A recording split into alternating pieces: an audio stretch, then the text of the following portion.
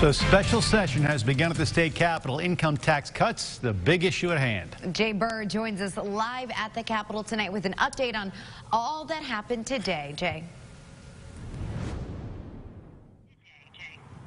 Yeah, good evening, guys. It was as active as any day you'd see here during the regular session, but it was day one of the special session. As y'all mentioned, the state income tax cuts, the real big priority on the day, and it was the Senate Tax and Revenue Committee that was the first one to tackle this issue. This would eventually drop the top rate to 4.9% for the highest level taxpayers in both the newly formed base tax table and the high income tax table if a withdrawal from the newly categorized catastrophic fund does not occur. Lawmakers say this is a balanced cut for all earners, but opponents say low-income earners are not getting their fair shake. Proponents say the low-income tax credit will actually help those earners not paying taxes more. Arkansans who make under $22,000 a year, which means 20% of the state, would see no benefit at all. Credits such as these are targeted tax relief that put hard-earned money back into the hands of working Arkansas taxpayers. Earlier in the day, the Joint Budget Committee had 3 bills that all passed through. 2 were mirroring House and Senate bills that would allow for the transfer of $50 million to help fund a potential U.S. steel project in East Arkansas.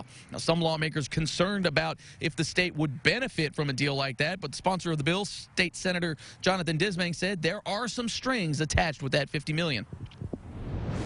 And obviously, they've got a huge capital commitment that's going to be tied to it. There's clawbacks with this $50 million. So if they're not performing or they're not spending, their capital, then there's some clawback provisions for that. There's also an additional recycling tax credit bill working its way through both chambers, in addition to that $50 million tax credit that goes along with that project. Now, other issues being dealt with fairly quickly this afternoon were changes to who qualifies to be on the Tax Appeals Commission, the General Assembly having the ability to hire their own security, and the repealing of the insulin and LLC bills from this past session. Now, this afternoon, State Senator Jason Rapert also filed a Texas-style abortion bill. He also did file a resolution that would extend the session upwards of 15 more days. It doesn't have to go the full 15, but it could go up to 15 days. We will see if those items are added to the call once they get through the business that is currently on the proclamation for this special session. So we will definitely keep track of those things, at least for the next 2 days for certain. But for now, live from the state capitol, Jay Burr, KARK 4 News.